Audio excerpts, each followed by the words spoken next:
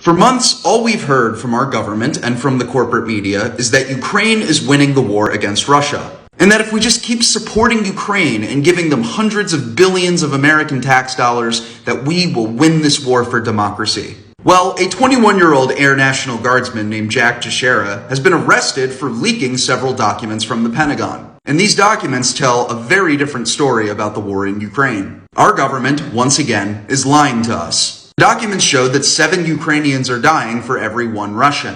The documents showed that Ukraine's air defense systems are close to collapsing. It shows that top American military officials have serious doubts about Ukraine's ability to launch a counteroffensive against Russia in the Donbas. And worst of all, it shows that U.S. Special Forces are on the ground right now fighting against Russian troops. This is now a hot war between the 2 largest nuclear superpowers in the world. And it's also completely illegal. Congress, the body that the American people elect to make decisions for them, has never voted to go to war against Russia. But we're doing it anyway, without your consent. So you'd think that lies like this being exposed to the public would be a very big deal for the media. They would go after the people in charge and ask them, why are they lying to the American people? But instead, the most powerful journalistic institutions in America, the New York Times and Washington Post, immediately mobilized to track down the leaker. The Times had 8 separate journalists work to figure out who this guy is. They spent hours sleuthing all of his old social media accounts until they tracked him down. The Washington Post even published stories about the fact that the guy apparently enjoys guns. And they called him a racist, of course. And as a result, Jake Teixeira was quickly arrested.